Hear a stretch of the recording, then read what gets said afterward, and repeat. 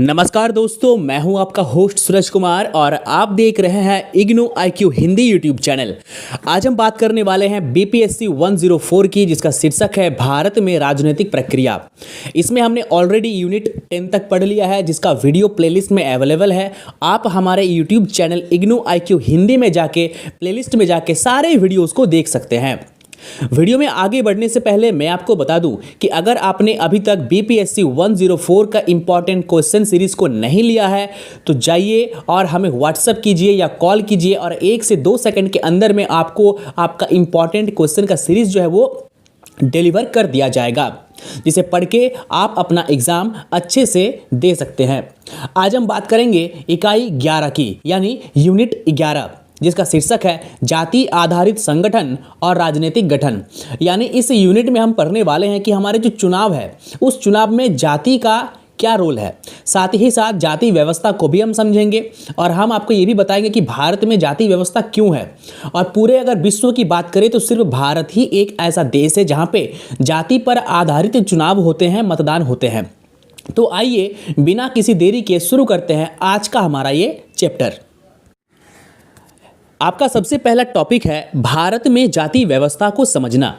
देखिए, भारत में जाति व्यवस्था को समझना क्या है, ये काफ़ी इजी है और सभी जानते हैं। आप भी अगर अभी वीडियो को देख रहे हैं तो आप भी अपने जाति प्रमाण पत्र यानी कास्ट सर्टिफिकेट में अपना खुद का जाति लिखते होंगे।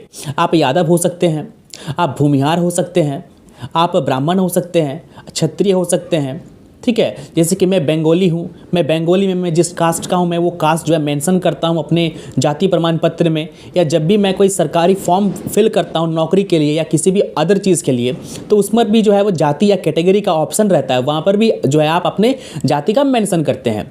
आई बात समझ में? तो भारत में अगर जाति व्यवस्था को समझे तो ये काफ़ी पुराना है। पुराना कैसे है? देखिए, इसमें कोई दो मत नहीं है कि हमारा जो भारत का समाज है ना वो हिंदू समाज है।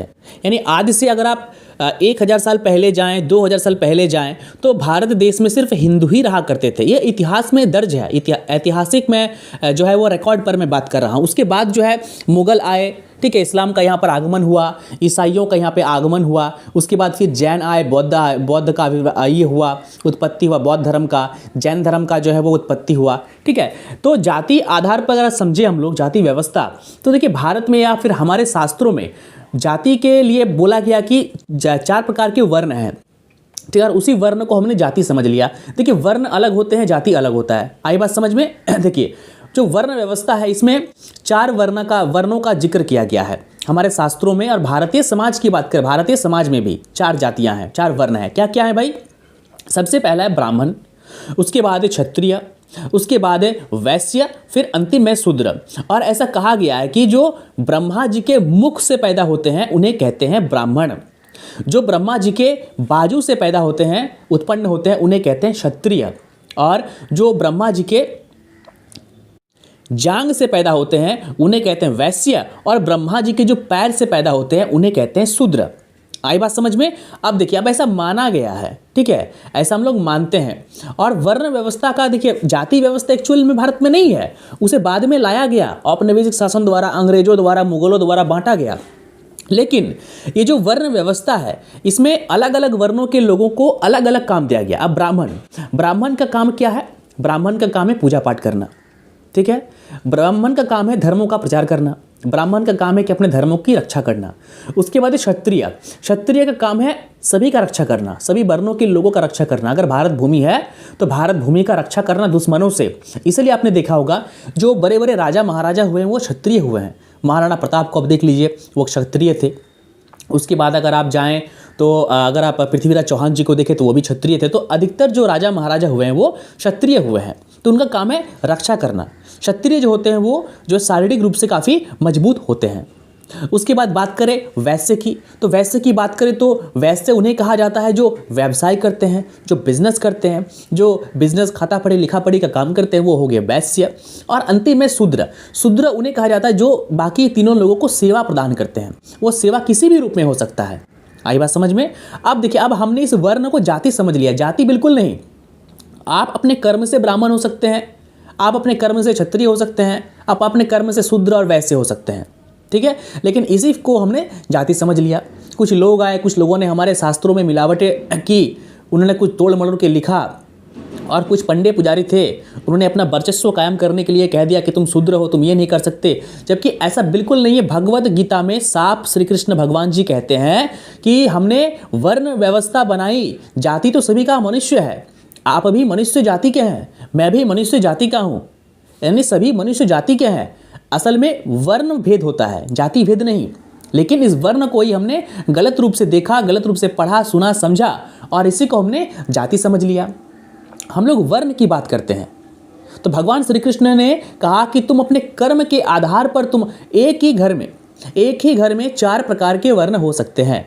अगर आप कर्म से अच्छे हैं, वेदों का, शास्त्रों का अध्ययन करते हैं, धार्मिक हैं, आध्यात्मिक हैं, तो आप ब्राह्मण कहलाएंगे। वही आपका अगर अपना सगा भाई है, ठीक है, और वो काफ़ी जो है स्ट्रांग है, बहुत ही मजबूत है, 7 फुट का है, हट्टा कट्टा है, तो फिर उसे आप क्षत्रिय कह सकते हैं, क्योंकि उसमें क्षत्रिय के गुण हैं।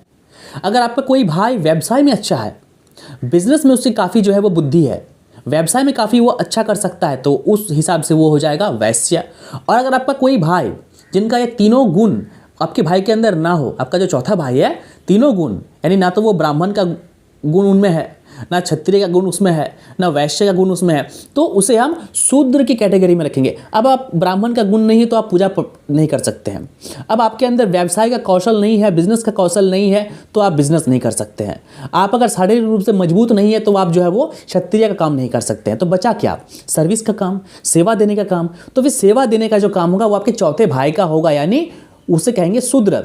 लेकिन इस शब्द को हमने अलग समझ लिया है, इस शब्द को हमने समझ लिया कि शूद्र मतलब दलित, शूद्र मतलब नीच, जबकि शास्त्र हमारा ऐसा नहीं कहता है। इस बात को जान लीजिए, इस बात को समझ लीजिए, भगवत गीता में साफ साफ लिखा गया है। आई बात समझ में? मैं आपको बाकायदा कमेंट सेक्शन में जो है ना वो श्लोक नंबर और चैप्टर नंबर भी मैं आपको दे दूंगा।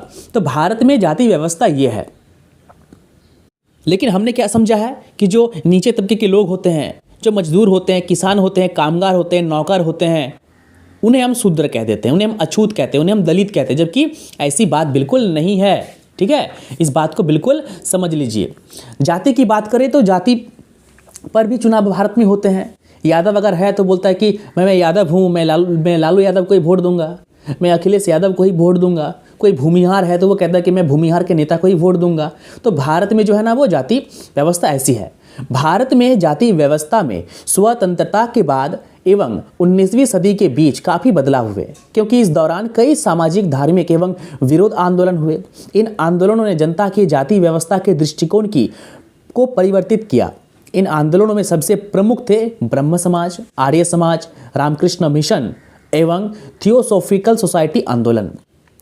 विरोध आंदोलन में ज्योति फूले का सत्य शोधक समाज आंदोलन, गैर ब्राह्मण आंदोलन रामास्वामी नायकर, जिसे हम पेरियार के रूप में जानते थे, जो ब्राह्मण विरोधी माने जाते हैं, तथा अस्पृश्यता यानी छुआछूत के खिलाफ चलाया गया आंदोलन, जिसका नेतृत्व डॉक्टर भीमराव अंबेडकर एवं महात्मा गांधी ने किया था। स्वतंत्रता प्राप्ति के बाद शहरीकरण, औद्योगिकरण, शिक्षा के प्रसार, सामाजिक धार्मिक सुधार, पश्चिमीकरण इत्यादि ने भी जाति व्यवस्था के परिवर्तन में योगदान दिया। इसके अलावा संवैधानिक प्रावधान जैसे मूल अधिकार अनुच्छेद 14, 15, 16 और 17 तथा नीति निर्देशक सिद्धांतों ने जाति के सुधार में बड़ी भूमिका रही। विशेषकर शिक्षा ने लोगों को उदार, तार्किक, लोकतांत्रिक एवं व्यापक रूप से जो है वो समझ का बनाया। इन सब कारकों ने जाति व्यवस्था से संबंधित कानूनों को सुगम बनाया। परिणाम स्वरूप विभिन्न जातियों के ऊपर उठकर संबंध का सहयोग बढ़ा। तो ये हुआ भारत में जाति का व्यवस्था। अब हम बात करेंगे जाति आधारित संगठनों का उदय कैसे हुआ। देखिए, भारत की बात करें तो जाति और लोकतांत्रिक राजनीति व्यवस्था जो है ना उसमें बहुत संबंध है। बिना जाति के आप चुनाव का बात नहीं कर सकते हैं, बिना जाति के जो है भारत के समाज की बात नहीं कर सकते हैं। लेकिन लोकतांत्रिक राजनीति की बात करें और जाति की बात करें तो दोनों एक दूसरे के अत्यंत विरोधी हैं। अगर हम जाति की बात करते हैं तो अपने जाति का फेवर लेंगे, लेकिन वहीं पर लोकतंत्र की बात करते हैं तो फिर सरकार जो है किसी भी जाति को बिना देखे सबके लिए काम करती है, चाहे हिंदू हो, मुस्लिम हो, या कोई जाति हो, भूमिहार हो, किसान हो, मजदूर हो, बिना किसी को देखे, बिना किसी के जाति को देखे, धर्म को देखे लोकतंत्र काम करती है। तो यानी लोकतंत्र और जाति जो है एक दूसरे के क्या है, वो विरोधी मूल्य के प्रतीक हैं। लेकिन जैसे जैसे भारत जो आगे बढ़ता गया, ठीक है, 19वीं सदी की बात करें, 20वीं सदी की बात करें, वैसे वैसे जाति का जो मुद्दा है वो भी ऊपर उठता गया। नए नए संगठन जो है बनाए गए जातियों पर के आधारित। अब अगर हम लोग बात करें, एक बहुत ही बड़े जो है दार्शनिक हुए हैं रजनी कोठारी। रजनी कोठारी ने अपनी किताब कास्ट इन इंडियन पॉलिटिक्स में यह दलील दी कि भारत में जाति का राजनीतिकरण हो रहा है। यानी मान लीजिए कोई यादव का नेता है, वो नेता बना, तो वो अपना वोट पॉलिटिक्स के लिए क्या कर रहा है, अपनी जाति की बात कर रहा है, अपने जाति के लोगों की बात कर रहा है। क्यों? क्योंकि सिर्फ उसे वोट चाहिए। यानी वो जो नेता है वो क्या कर रहा है, वो राजनीति का क्या कर रहा है, मतलब जाति का वो क्या कर रहा है, राजनीतिकरण कर रहा है। यानी राजनीति में जाति को जबरन वो जो है वो घुसा रहा है। तो राजनीति में पहले जाति बिल्कुल था नहीं। राजनीति में जाति को लाया गया सिर्फ और सिर्फ वोट पॉलिटिक्स के लिए, चुनाव में वोट लेने के लिए। एक भूमिहार नेता मंच पे खड़ा होकर क्या बात करता है, मैं नेता बनूंगा तो मैं भूमिहारों का ये कर दूंगा। अरे भाई, भूमिहारों का क्यों? क्या आप सिर्फ भूमिहार के नेता हैं? क्या अगर आपके क्षेत्र का कोई यादव एमपी है तो क्या वो सिर्फ और सिर्फ यादवों का एमपी है, मेंबर ऑफ पार्लियामेंट है? क्या वो यादवों का, मोदी जी मान लीजिए ओबीसी वर्ग से आते हैं, तो क्या मोदी जी सिर्फ और सिर्फ ओबीसी के जो है वो प्रधानमंत्री हैं? बिल्कुल नहीं। राजनीति में जाति होना ही नहीं चाहिए। जब भी आप राजनीतिक पद पर आसीन होते हैं, जब भी आप विधायक बनते हैं या सांसद बनते हैं या मुख्यमंत्री या प्रधानमंत्री बनते हैं, तो आप किसी जाति विशेष के नहीं रह जाते। आपको उस जाति विशेष से उठकर काम करना पड़ेगा। लेकिन हमारे यहाँ पर भी मुख्यमंत्री और जो है हमारे जो प्रधानमंत्री हैं, ठीक है, हम लोग के होते हैं भारत के सभी, वो भी जाति पर बात करते हैं। किसी स्टेट में चुनाव होता है तो उस स्टेट में अगर मान लीजिए कोई जाति भूमिहार है, वो अधिक संख्या में है, तो फिर भूमिहारों को बहुत लाभ दिया जाता है, उन्हें आरक्षण मिलता है। क्यों? सिर्फ वोट पाने के लिए, कि अगर मैं उन्हें आरक्षण दूंगा तो वो मुझे वोट देगा। और वहीं पर मान लीजिए कोई जाति काफ़ी कम संख्या में है तो उन पर ध्यान बिल्कुल नहीं दिया जाता, क्योंकि पता है कि इनका वोट परसेंटेज काफ़ी कम है, ये वोट दे भी तो भी क्या, नहीं दे तो भी क्या। आई बात समझ में? जाति क्या हो गया कि अब नई भूमिका में आ गई है। जैसे जैसे जाति का राजनीतिकरण हो रहा है ना, वैसे वैसे नए नए जाति जो है वर्कर सामने आ रहे हैं। बिहार में अभी जो है 1-2 हफ्ता 15 दिन पहले जो है जातिगत जनगणना हुआ। क्यों हुआ? सिर्फ और सिर्फ वोट पॉलिटिक्स के लिए किया गया। देखा गया कि किस जाति का संख्या अधिक है। अब उसके हिसाब से सरकार जो है चुनाव आ रही है, लोकसभा का चुनाव, उसमें अब सरकार जो है वो काम करेगी इस पर। बिहार का सरकार नीतीश कुमार, अब जातियों के आधार पर संगठनों का गठन हो रहा है, संगठनों का उदय हो रहा है। और ये संगठन यानी यादवों का अलग संगठन, भूमिहार का अलग संगठन, बंगालियों का अलग संगठन, अगर कोई फलना जाति है उसका अलग संगठन, जाटों का अलग संगठन। ये संगठन अपनी जातियों के सामाजिक, आर्थिक और राजनीतिक मुद्दों को उठा रहे हैं। अब कोई बर्नवाल समाज का आदमी है, वो क्या पोस्ट करता है कि मैं बर्नवाल हूँ, मैं ये हूँ, ठीक है। आपने देखा होगा इंस्टाग्राम पे काफ़ी होता है कि सूर्य कुमार यादव अगर अच्छा खेल देता है, सेंचुरी मार देता है, तो यादव लोग पोस्ट करते हैं कि यादव का लड़का है, यादव का लौंडा है, देखो शतक मार दिया। अरे भाई, क्या कर रहे हैं आप? वो देश के लिए खेलने गया है। वो जब देश को रिप्रेजेंट कर रहा है तो वो यादव का नहीं है, वो पूरे देश का है। लेकिन फिर भी आप कर रहे हैं, तो इन सभी चीज़ों पर रोक लगाई जानी चाहिए। अब जातिगत संगठन सरकार को अपनी मांग पूरा करने को विवश कर रहे हैं। जैसे उनकी मांगे हैं शैक्षिक सुविधाएं, भूमि बंटवारा और मालिकाना, सरकारी नौकरियां इत्यादि। वे अपनी मांगों को पूरा करने के लिए जनसभा करते हैं, आंदोलन करते हैं, सरकार को ज्ञापन देते हैं, ठीक है, बड़ा बड़ा जो है वो मार्च निकालते हैं, भारत बंदी बुलाते हैं, सिर्फ और सिर्फ किस चीज़ के लिए? वोट पॉलिटिक्स के लिए। ये नेता लोग करते हैं। वो लोग कहते हैं कि क्यों भाई, हम लोग यादवों को क्यों नहीं देंगे। अब अगर भारत की बात करें तो जाति पर आधारित बहुत सारी पार्टियां भी है। अब अगर बात करें बहुजन समाज की दलित समाज की, जो देखिए बीएसपी है, बहुजन समाजवादी पार्टी, मायावती जो है मुख्यमंत्री, ठीक है, रह चुकी हैं पहले। अब अगर यादवों की बात करें तो बिहार में देखिए लालू प्रसाद यादव एक छत्र राज कर रहा है बिहार में। अगर बात करें उत्तर प्रदेश की तो समाजवादी पार्टी, अब यादव से पूछे किसको वोट दीजिएगा तो यादव बोलते हैं कि हम अखिलेशवा को वोट देंगे। बिहार में यादव से पूछे किसको वोट दीजिएगा, बोलता है कि हम जो है वो लालू को वोट देंगे। उन्हें विकास से मतलब नहीं है, उन्हें मतलब इस बात से नहीं है कि वो क्या विकास कर रहा है, क्या नहीं कर रहा है। अब मैं आपको एक फैक्ट बता रहा हूँ। अगर आप बिहार से है ना, देखिए 1 महीना पहले जो उत्तराखंड में टनल में फंसे हुए थे हमारे मजदूर, तो वहाँ पे हर राज्य के जो है, मतलब झारखंड से भी कुछ मजदूर थे, तेलंगाना से कुछ मजदूर थे, ठीक है, बंगाल से मजदूर थे, बिहार से भी मजदूर थे। सभी राज्य के सरकारों ने अपने अपने लोगों को वहाँ पर भेजा कि जाइए, उनका देखभाल कीजिए, उनसे पूछिए उनकी क्या दिक्कत है, क्या नहीं है। हमारे झारखंड की सरकार ने भी भेजा, लेकिन बिहार की सरकार ने बिल्कुल नहीं भेजा।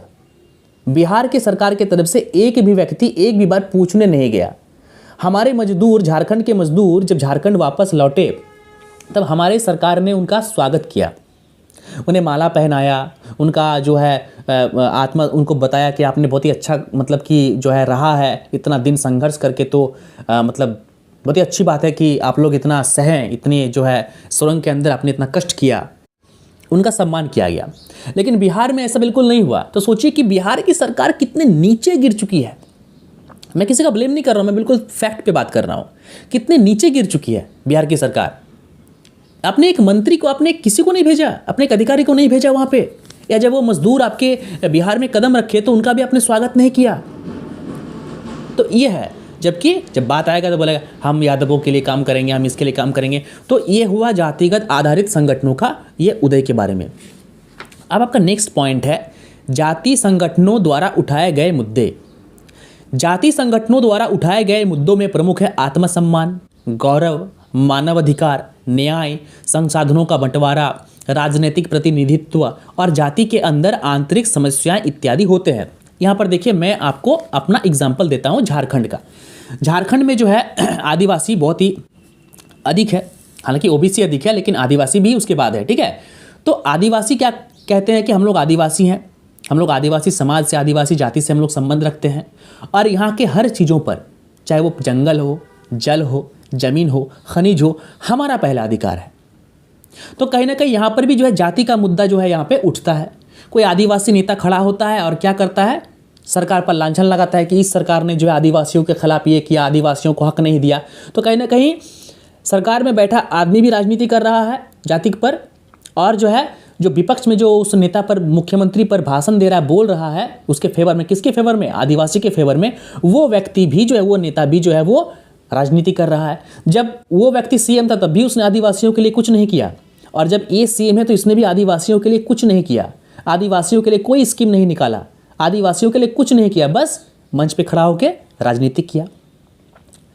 तो अब जो है जाति जो संगठन जो है, संगठन जो कि जो जातीय संगठन है, आदिवासी समाज, वो भी देख रहा है कि हमारे साथ राजनीति हो रहा है, हमें बरगलाकर जो है हमसे वोट लिया जा रहा है, हमसे झूठे वादे किए जा रहे हैं, और वोट के बाद हमें भुला दिया जा रहा है।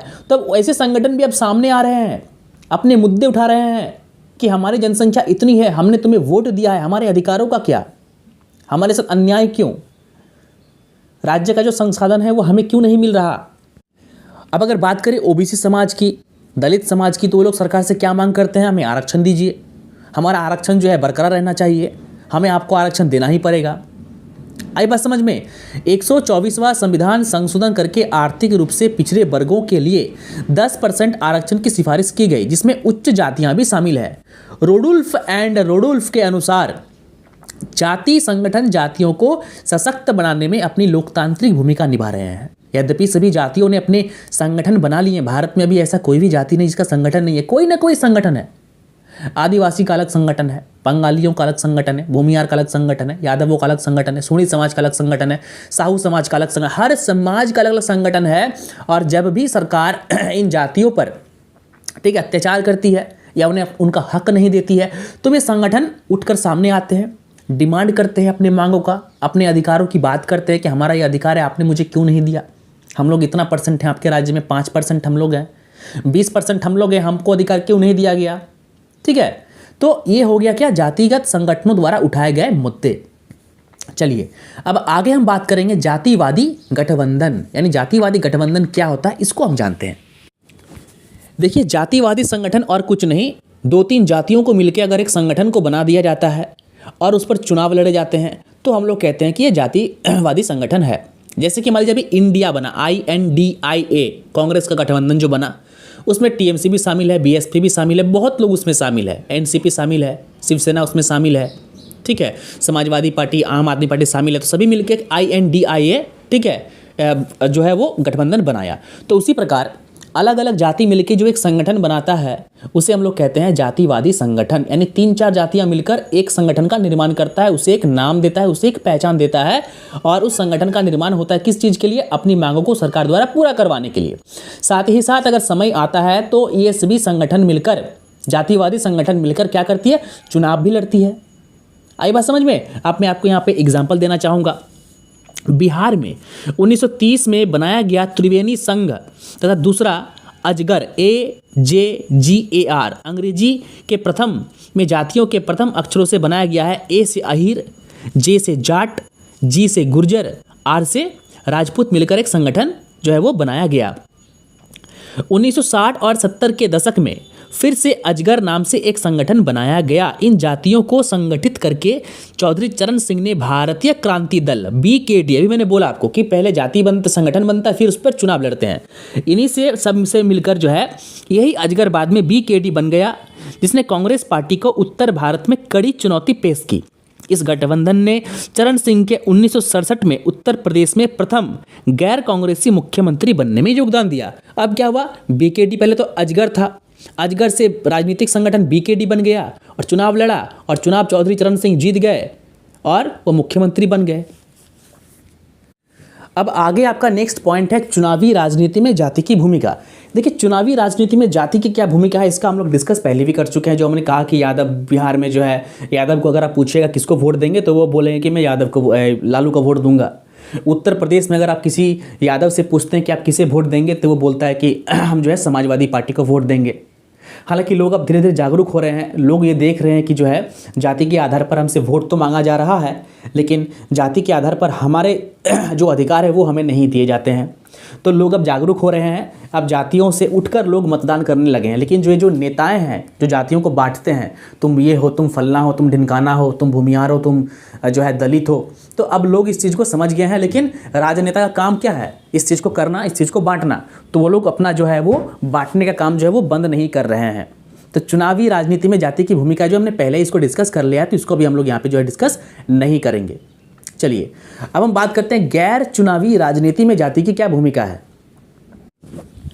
देखिए, हमने तो अब तक पढ़ा कि चुनाव में, चुनावी राजनीति में जातियों की क्या भूमिका है। अब हम पढ़ेंगे गैर चुनावी राजनीति में, यानी वहाँ पर जहाँ पे चुनाव की बात नहीं होती है, वहाँ पर जहाँ पे राजनीति की बात नहीं होता है, वहाँ पर जातियों की भूमिका क्या है। अब मैं आपको जो है जैन समाज का एग्जाम्पल देना चाहूँगा। देखिए, जैन समाज की बात करें तो जैन समाज कभी भी जाति पर बात नहीं करता, चुनाव में जैन समाज की कभी बात नहीं की जाती। तो जैन समाज का चुनावी राजनीति में कोई रोल नहीं है, ना ही वो अपनी मांगे रखते हैं, ना ही उनका कोई राजनीतिक संगठन जो है वो है जैनों का। लेकिन अगर सामाजिक रूप से बात करें, सांस्कृतिक रूप से बात करें, तो जैनों का बहुत योगदान है हमारे समाज में। ठीक है, बड़े बड़े जैन धर्मशाला खोले गए हैं, जहाँ पे कोई भी जाति का, किसी भी जाति का, किसी भी धर्म का आदमी आके वहाँ पे रुक सकता है। जो जैन समाज है वो जो है सेवा प्रदान करते हैं। आप अगर जाएंगे कांवर लेके, तो जैन समाज का धर्मशाला है वो सेवा दे रहे हैं। आप अगर जाएंगे अमरनाथ, तो वहाँ पर भी जो है वो लोग जो है श्रद्धालुओं को, पर्यटकों को जो है वो फैसिलिटी दे रहे हैं, फ्री में भोजन दे रहे हैं, सेवा दे रहे हैं। बड़े बड़े ट्रस्ट खोले गए हैं, अगर कोई विकलांग है तो उस ट्रस्ट में जाके वो अपना सेवा ले सकता है। बड़े बड़े जो जैन उद्योगपति हैं, बड़े बड़े जो जैन हैं, वो अपना संगठन बनाकर क्या कर दिए हैं कि धर्मशाला खोल दिए हैं, वृद्धाश्रम खोल दिए हैं, अनाथालय खोल दिए हैं। तो ये सभी काम होना चाहिए। चुनाव में जाति का कोई रोल नहीं होना चाहिए। जाति का रोल कहाँ पे होना चाहिए, उस जगह पे होना चाहिए। हाँ, वो जैन धर्मशाला है, लेकिन वो सबके लिए है, जैन समाज के द्वारा वो संचालित होता है, उसमें जैन समाज का हस्तक्षेप है, लेकिन वो सबके लिए है। मारवाड़ी समाज की बात करें तो मारवाड़ी समाज भी जो है ऐसा करते हैं। आप सिख समुदाय को देख लीजिए ना, जो सिख धर्म के लोग हैं उनको आप देख लीजिए, वो लोग कितना लंगर चलाते हैं। हर गुरुद्वारा में लंगर होता है। कई लोगों ने, आप में से कई लोगों ने जो दिल्ली, मुंबई, बड़े बड़े शहरों में रहते होंगे, कभी ना कभी तो वहाँ जाकर लंगर जो है खाया ही होगा, और वो लंगर फ्री होता है। और उसकी खाने की क्वालिटी, चाहे वो जैन धर्मशाला हो, मारवाड़ी धर्मशाला हो, या फिर जो है वो सिख कुलों का गुरुद्वारा हो, वहाँ पे खाने की जो क्वालिटी होती है ना भाई, एक नंबर। ऐसा खाना आपको किसी 5 स्टार होटल तक में नहीं मिलने वाला। ठीक है, बिना किसी मिलावट के, बिना प्याज लहसुन के, और साथ ही साथ जो है उत्तम क्वालिटी के चीज़ों को उसमें यूज़ किया जाता है। तो यहाँ पर क्या है कि जो जाति आधारित संगठन है, मारवाड़ी समाज है, सिख समाज है, या फिर जैन समाज है, ये लोग क्या कर रहा है, ये लोग अपने सामाजिक संगठन बनाकर जो है समाज का हेल्प कर रहा है। चुनाव की इसमें कोई फैक्टर नहीं है। तो ये हो गया आपका गैर चुनावी राजनीति में जाति की भूमिका। आई बात समझ में। और इसी के साथ आपका चैप्टर 11 जो है वो होता है ख़त्म। उम्मीद है वीडियो आपको समझ में आया होगा और मैं भी आपको अच्छे से समझा पाया हूँ। वीडियो अच्छी लगी हो तो वीडियो को लाइक कीजिए, शेयर कीजिए। चैनल पर नए हैं तो चैनल को सब्सक्राइब करना बिल्कुल ना भूलें। यही वो प्लेटफॉर्म है इग्नू IQ हिंदी, जहाँ पे आपको एकदम आसान शब्दों में, आसान भाषा में आपको जो है वो समझाया जाता है। साथ ही साथ हमारे पास हैंड रिटन असाइनमेंट भी अवेलेबल है, हमारे पास असाइनमेंट के PDF भी अवेलेबल है, हमारे पास नोट्स, इंपॉर्टेंट क्वेश्चन, सभी चीज़ें अवेलेबल है। तो आप लोग अगर कुछ भी लेना चाहें, BPSC 104 का अगर इंपॉर्टेंट क्वेश्चन लेना चाहें तो वो भी आप हमसे परचेज कर सकते हैं। आज एग्जाम है, उसको पढ़ के आप आसानी से एग्जाम दे सकते हैं। और एक मैं आपको नोटिफिकेशन दे दूं कि अगर आपका सब्जेक्ट BEVAE 181 है तो अगर आपका बैक उसमें है तो बैक पेपर के लिए अलग से जो है हम लोग जूम क्लास चला रहे हैं, जिसमें 1 वीक तक जो है आपको हम जूम क्लास में MCQ करवाएंगे 1 से लेकर 14 चैप्टर तक का। अगर आपको MCQ क्वेश्चन सीरीज चाहिए जिसमें 300+ क्वेश्चन है, वो लेना चाहते हैं तो वो भी आप ले सकते हैं। आप नोट्स ले सकते हैं, आप प्रैक्टिस सेट ले सकते हैं 181 का। तो उसके लिए नीचे दिए गए नंबर पर आपको फ़ोन करना होगा।